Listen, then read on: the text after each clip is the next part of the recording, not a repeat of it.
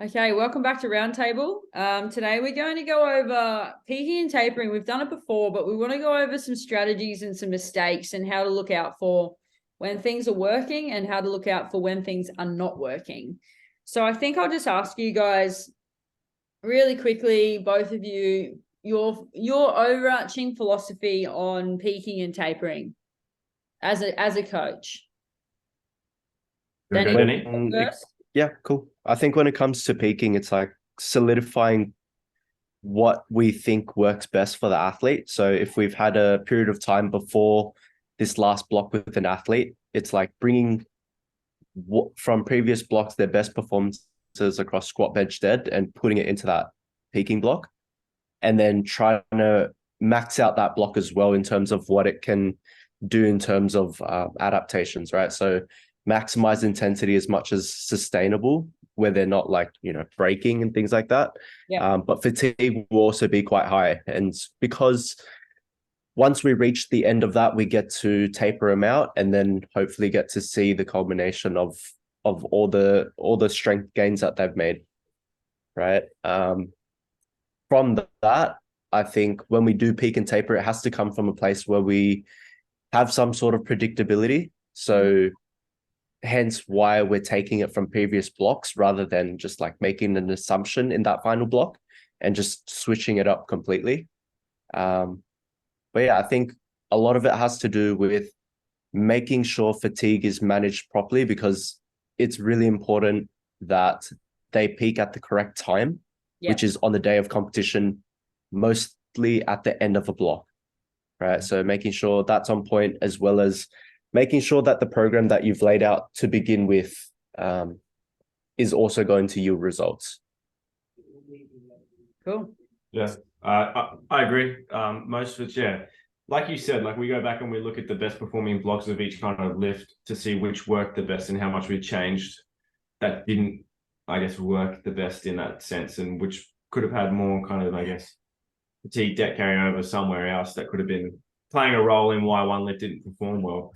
But at the same time, it's lining them all up into one kind of special peaking block, and then how we're going to run that into the competition, how it's going to work. And then, yeah, like you said, like making sure we're not going too far at the end of the fatigue, like too early, and we're not pushing them too soon, and we, I guess, peak too early.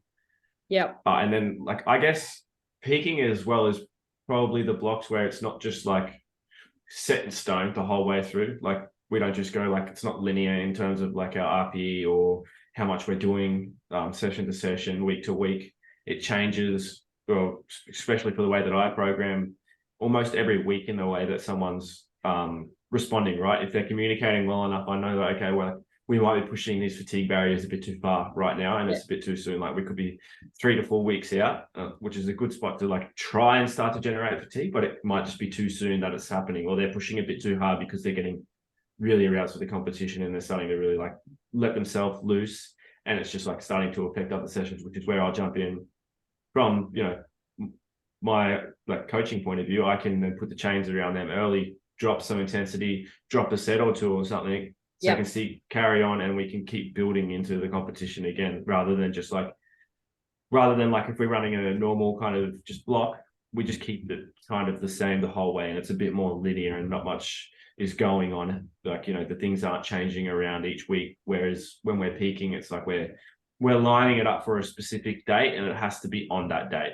And it's almost not like it doesn't have to be the competition date. Like that's when we're gonna taper into, but we almost want to be the strongest before and the most fatigued before, so we can then taper into it. Because if we're not, then it's like we almost got to try and run it into. Yeah. So what are some major changes you guys will make in a peaking block? I can look now, like because like right now we got worlds, right? If we look at someone like I got peaking James, right? So this last week, he started reporting to feel a little bit tired because he's pushing really fucking hard, like, and things are moving, but I don't want intensity to drop. I want top end stuff to, start to flourish now and showcase all the hard work that's been done. But I really jammed him with a lot of volume in the first 3 to 4 weeks. But we've kind of ran this a bit differently, where it's just been like a 10-week sort of ran, but I've just like been fluctuating things the whole way through Yep. based on his communication. And just last week, he started reporting a little bit, a bit more fatigued. I could notice things were looking a bit more laggy than they usually would. He wasn't as poppy. So, I went straight in, took a few sets away to end up back where we were.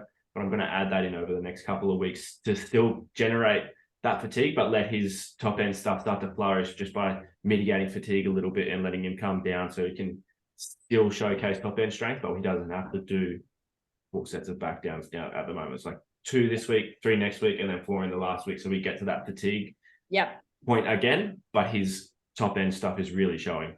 Yeah, that's pretty much the same thing as what I've done with Sam. So last block with squats was really difficult. And then the aim for this block going into the peak is let the top end stuff show up and prescribe the back downs so they're not as hard.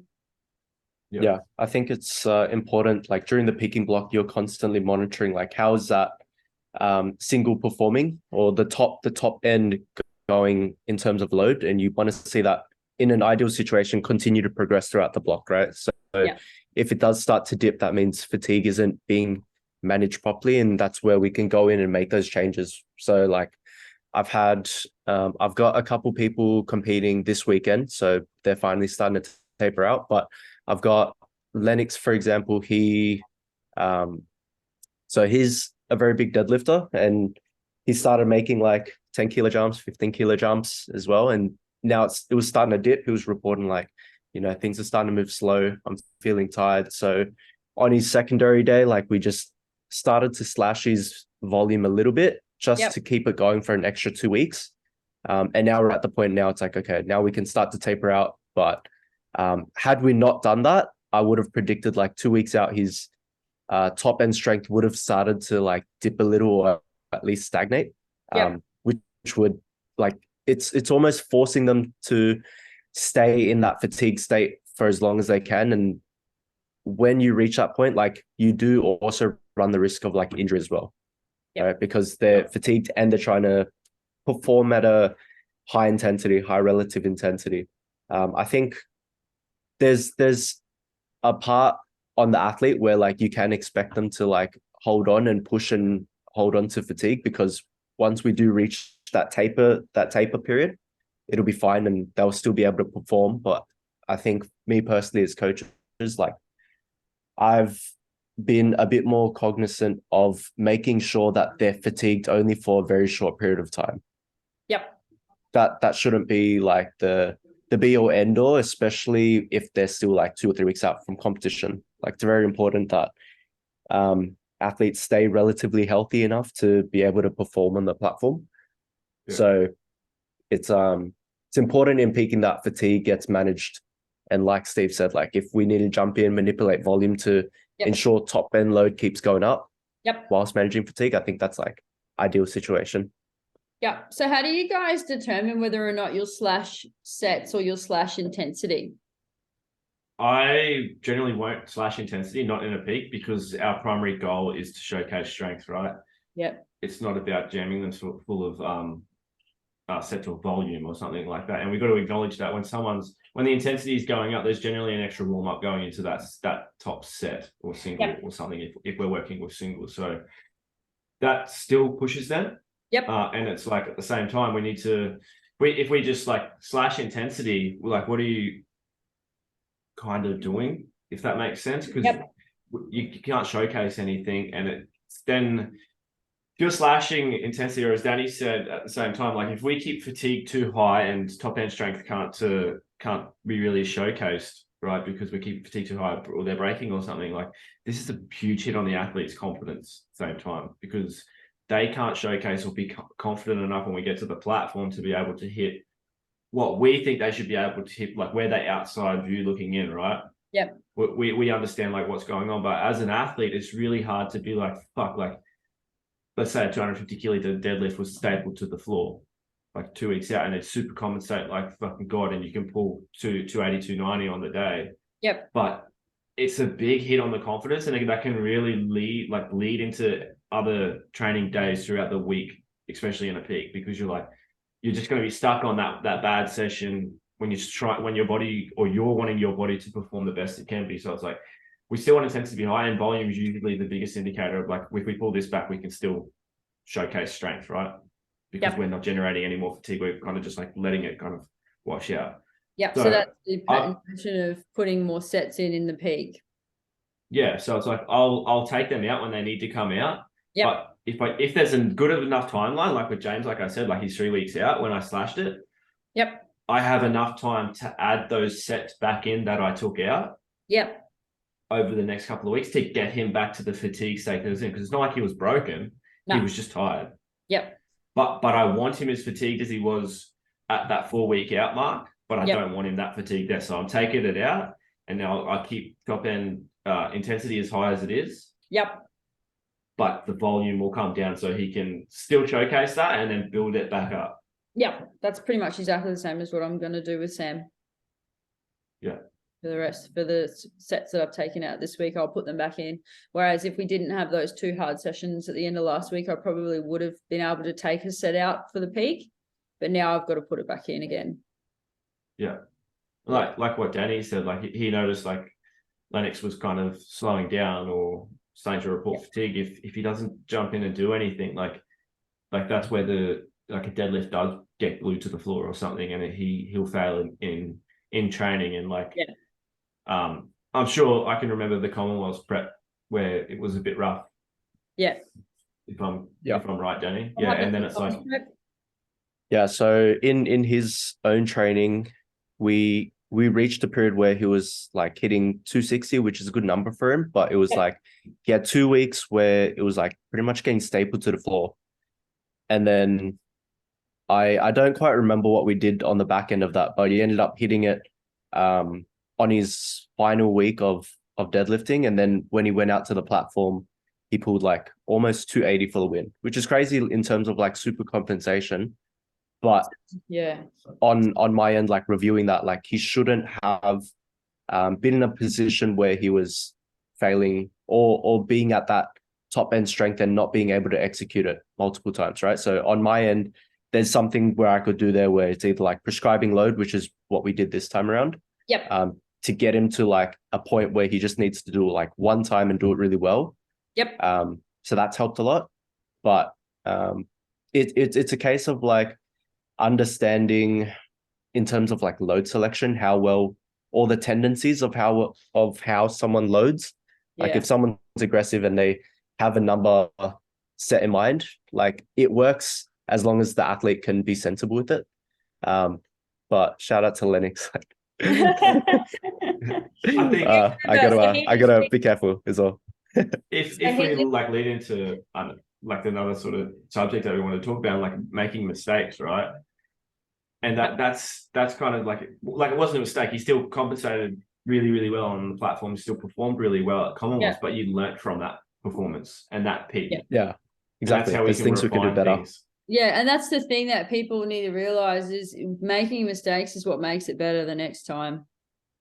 Yeah, for sure. And those mistakes usually come around fatigue, or something's happened, or something's been pushed too far, or something hasn't been pushed enough, you know? And it's constantly refining that to be able to make it better over time. What was I going to say? I was going to ask you guys. So what are some quick things? So what are some, when we're peaking an athlete, what are we looking for in a peak? Like for us to go, fuck yeah, this is on. What are we looking for? I guess like, all right, we're looking for like natural, just like neural adaptations, right? Yeah. So we're just looking for bar speed, in my opinion, bar speed to go up, but relative intensity to look the same. Or to be the same. So we're looking for load to go up. I would say like relative intensity. We're looking for load to go up, but speed stays same. Yep. So if we put that out there, like, okay, we'll use myself as an example. Like my last 3 squats, 252, 265, 272, all moved exactly the same speed. Yeah. Or like, but load's gone up 17.5 kilos. So the adaptations, like true adaptations, are taking place right now. Yeah. Body's getting adapted to, heavy loads again. I'm starting to feel comfortable again. It's starting to feel lighter on my back, so I can feel it myself as an athlete. Yep. And you can just see these adaptations taking place. So we're looking at load going up while speed kind of stays the same. athlete might report like intensity or RPE was a little bit higher because it just felt a bit heavier. And of course, like 272 feels heavier than 255. But we're looking at it, watching it back, like it's moving exactly the same. So that's just like true adaptation taking place. I think that's the biggest thing in a peak is just watching that kind of unfold and just like seeing it. And it's just like, yeah, this is really working. All right. But then it's also like, how is the athlete reporting their feeling at the same time?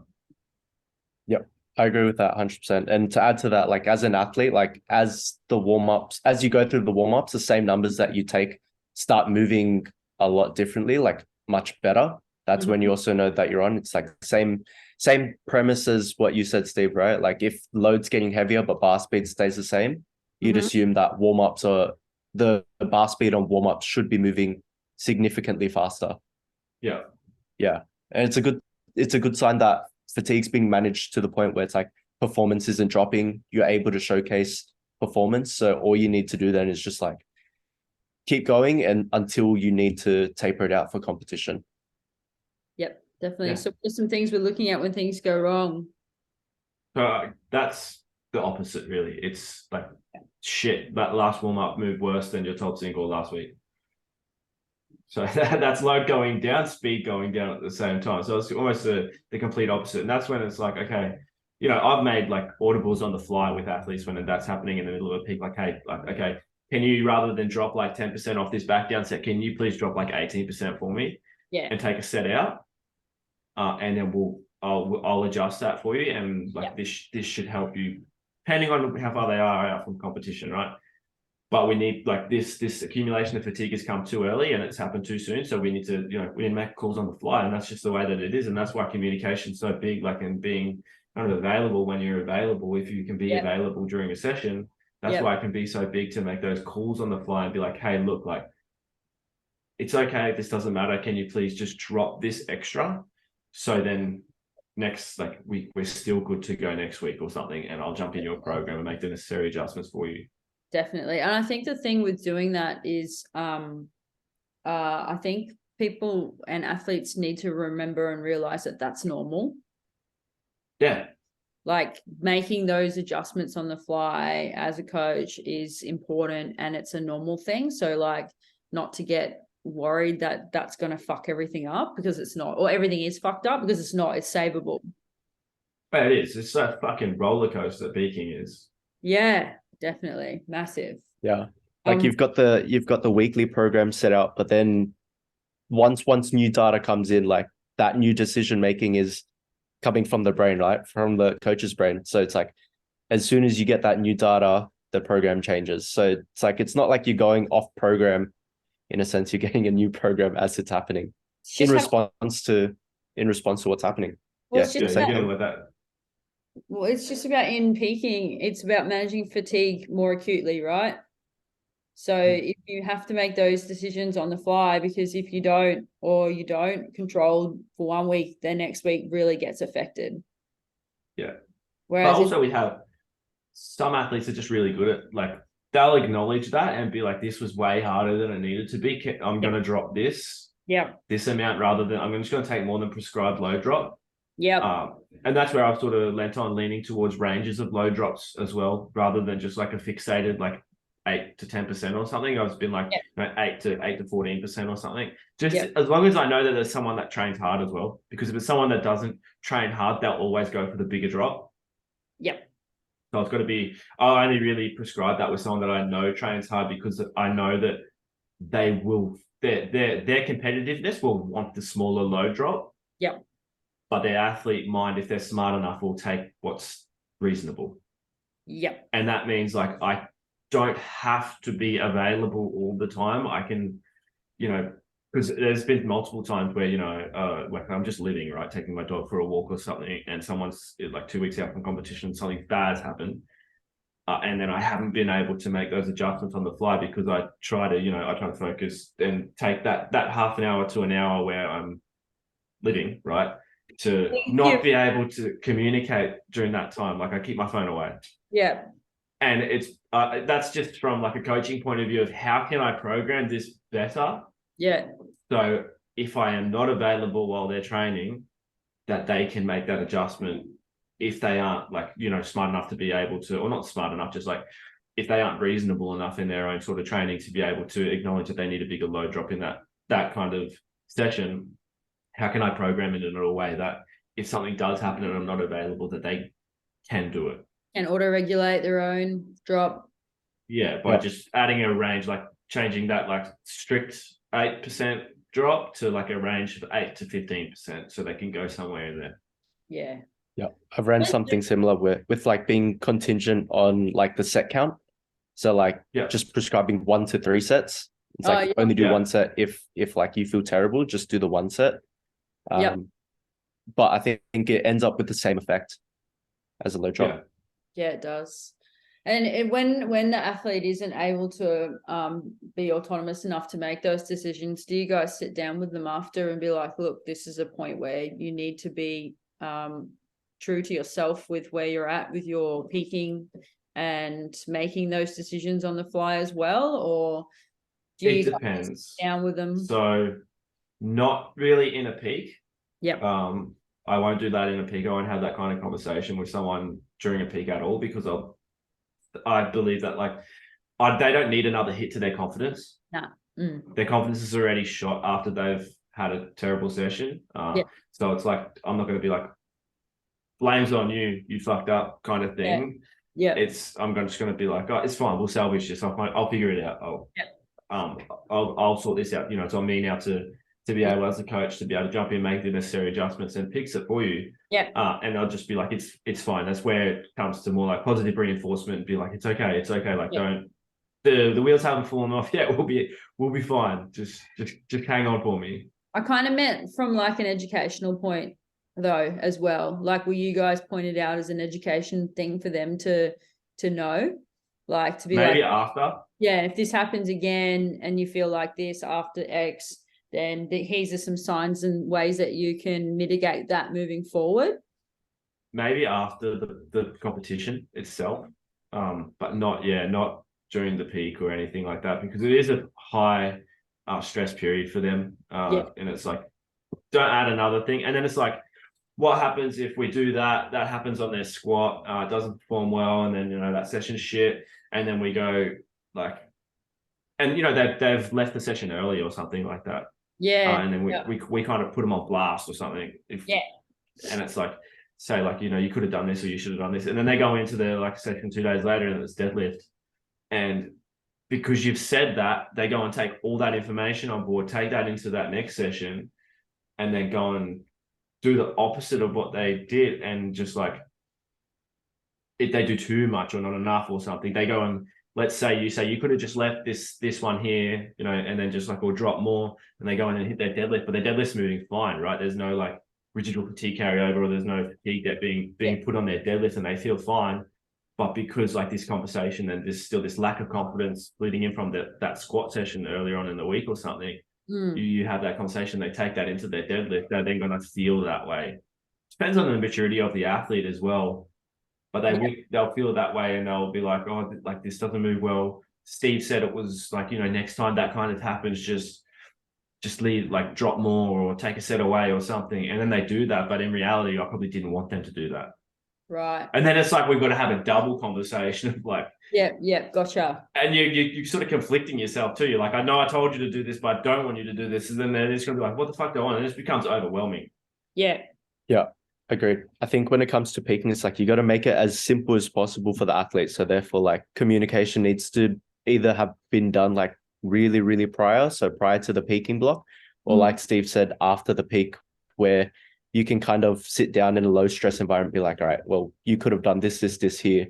But during the peaking period, it's like, it's probably best to direct the athlete, because they shouldn't be thinking about like managing their own fatigue, or like, as long as they're pushing, then the coach can always dial it back. But if they're not pushing hard enough, then there's only so much that a coach can like do to manage fatigue, right?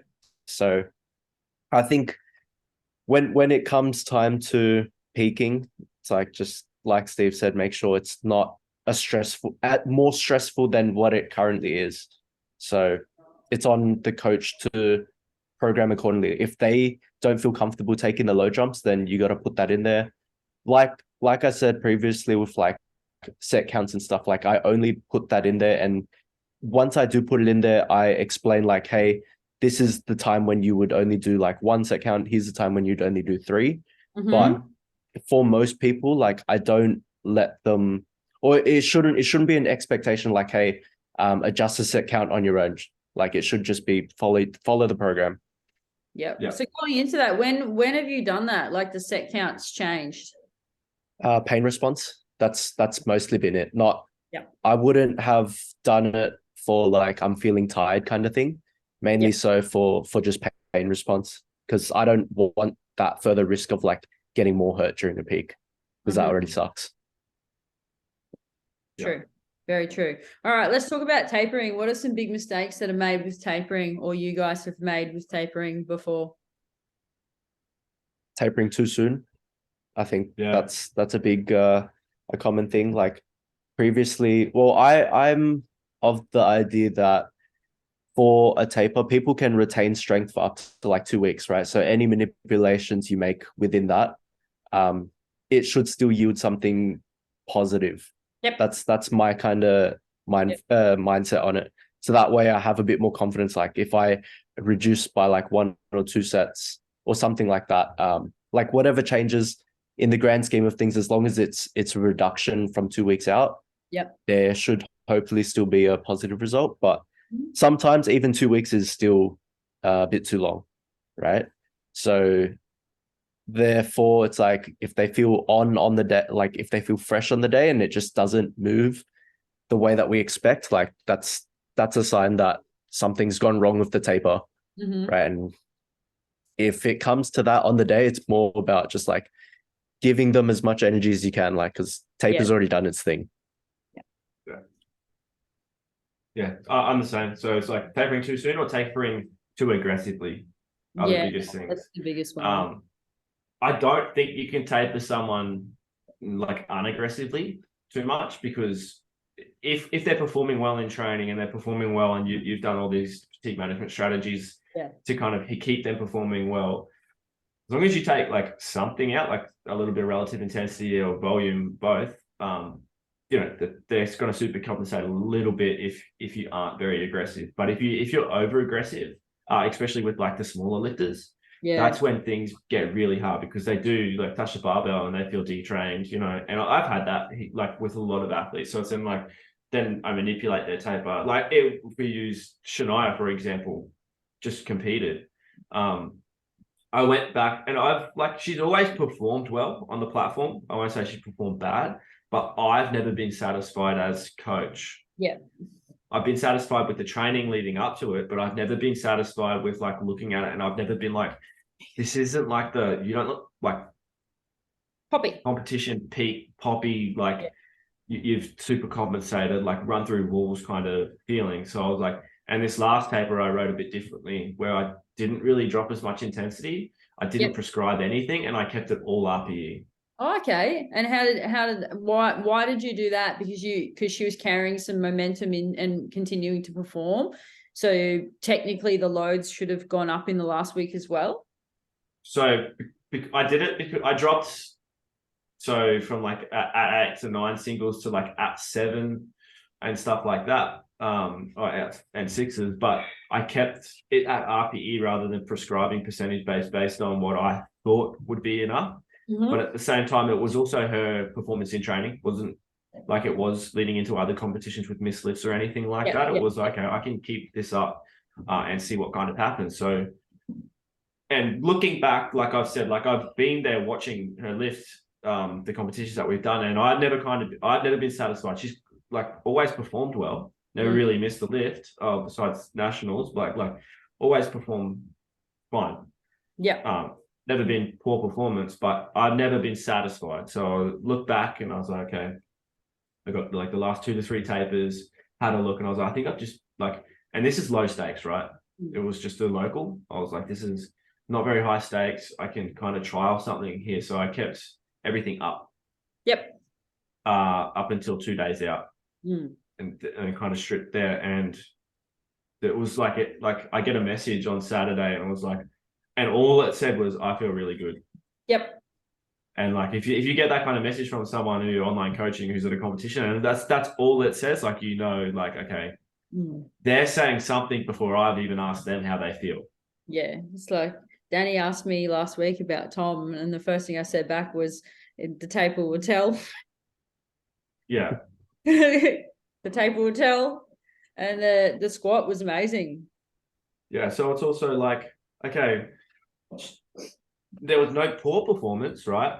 There hadn't been a poor performance before, but I found that I thought I could refine things a bit better for her to feel that super compensation effect.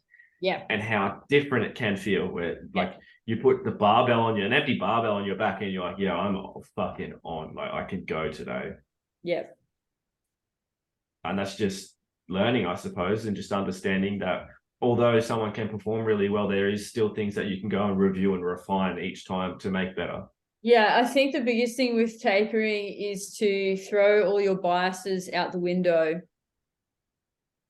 So if just because, just like in terms of what you think you should prescribe for volume and intensity throughout the week, or styles of tapering that you've heard of before, or other people have used with other people, throw it out the window and work with what that athlete is going through right at that moment.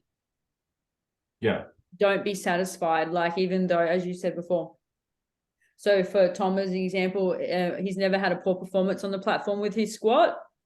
But the 300 moved like an opener on the weekend, whereas before 290 at comms and 290 at nationals was good, but it didn't move like that.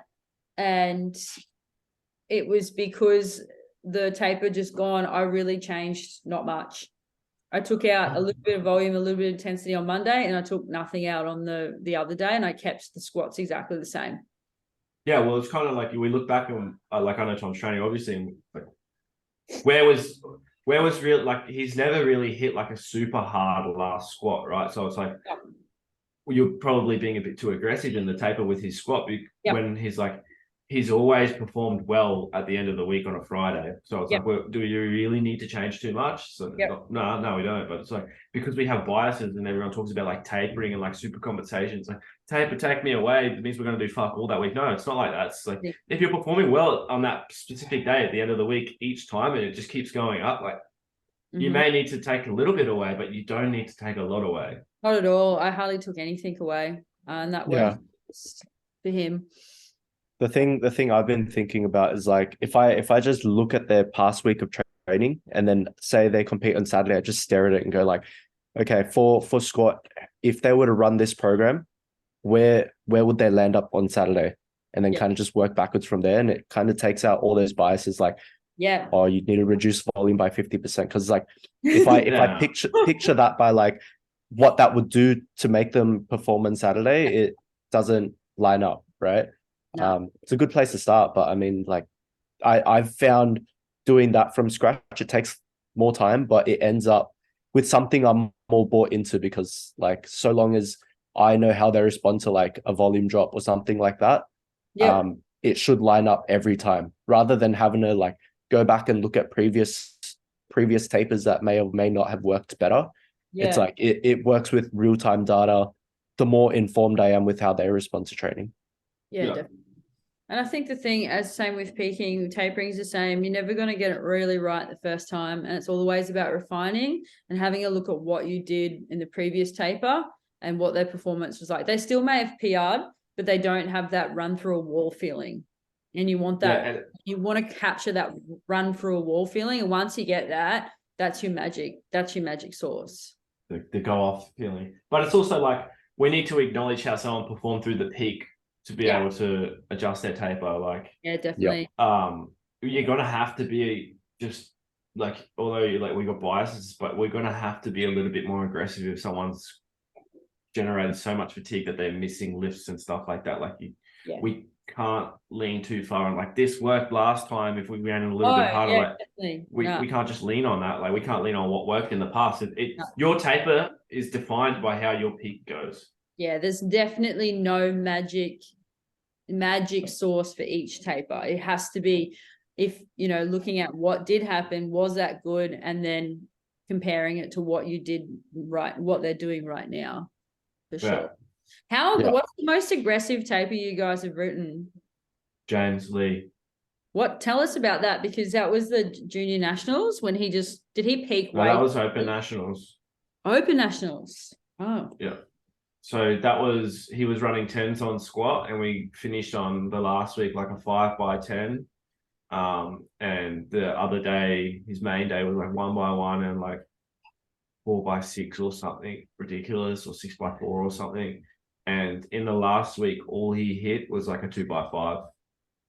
Really? That's heaps. It was like an 86% drop. Was he like completely dead though? Was he like, I am so fatigued?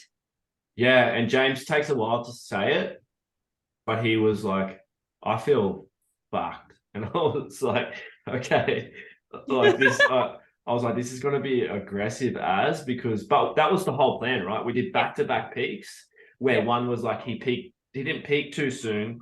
He just like, it was like we had this, and it was a learning period, right? Junior nationals for me and James, because I think Denny would have witnessed a lot of it too. Like he hit this like fatigue wall like 4 weeks out.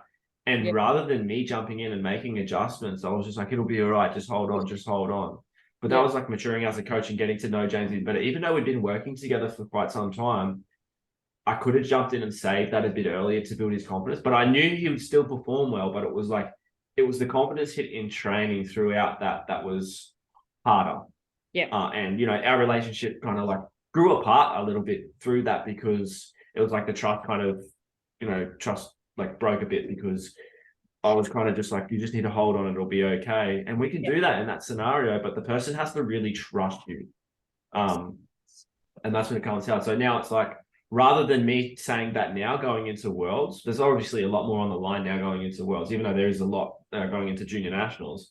But I've made those adjustments that we could have the exact same junior nats prep right now. And I know that for a fact. Like we could be like, I could keep running it and he'd just be fucked for the next 3 weeks. And, he'd start missing lifts, or things would be slow and he just wouldn't feel good, but he'd probably have that fall back on. Like junior nats was fine after, even though I went through this, so he wouldn't get as beat confident wise. But it's also at the same time, I acknowledged after junior nats that I could have done better as a coach in what I was doing, rather than just like, it'll be fine. Because as an athlete, I sometimes revert to the athlete mindset where I'm like, I've been through that and I know how it ends up, and it ends up completely fine. But I need to pull back, be the coach, and be like, what would I prefer, like how them to feel? Because I've also been that one in that scenario where it's like things are moving like shit, fatigue's like killing me, and confidence gets hit and you feel like shit every day. You're just like, this sucks. I'm not going to perform well. We're in this like level of unknown. I don't know what's going to happen. So like this time around, it's like I've jumped in early, made the adjustments, and then I'll get it back to where it was. Yeah, but it'll be the same result, but as what it would have been if we kept pushing. But it's the confidence as well going in. Yeah, and you guys have worked through that. So like working through the communication of when something goes wrong, and you acknowledging that you should have done something different, and then working on that the next time. That's how relationships are built when it comes to these things. Yeah, and at the same time, like James didn't let me know as much, right, back then. So he was like feeling like shit, and like things were getting stapled to the floor, or they weren't moving well. But rather than letting me know, he was just letting him kind of build up himself. And he didn't let me know till after junior nats. Yeah. And he was like, I didn't tell you because I thought you were just gonna call me a pussy. And I was like, bro, like, no, like I know like people look at me like that and think like I have this like this, I'm just this hard sort of person or hard coach where I'm just like, I'm just gonna, but I'm not. I do emphasize empathize. You could say the word empathy. with someone. I still get worried. And I feel it, like, because I've been there myself. Like but you need to communicate it. Else I can't do anything. Oh, and right. we had a big conversation. Like it was like an hour of just like me saying, like, bro, you can tell me, and then I can make these adjustments for you. But if you don't tell me because you're afraid to tell me, then that's like not a good coach-athlete relationship. You need to be, I'm an open book. I'm going to listen to everything. Yeah. And I will tell you, I will tell you, it's either like, yeah, I'll be like, stop being soft, or I'll be like, no, I can fix this, and I'll do my job. Like, some people want to be coached hard, but you can be coached hard and coached smart at the same time. Especially during a peak, you have to be coached hard and coached smart at the same time. There's no point trying to push through fatigue in a peak if it's just going to end up shit, right? Yeah. But I think that's also, it's also him understanding now, oh, okay, Coach Steve isn't the same as Athlete Steve. They're two different people. Yeah, for sure. They are. Agreed. In every Like- single way. I think last week you asked me, "Are you fucking ruined, Danny?" I was like, "No, I'm not. Don't ask me that."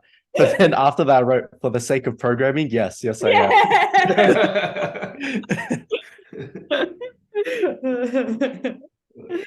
All right, I think that'll do us for today. I think the major thing is try it. If it doesn't work, try something else.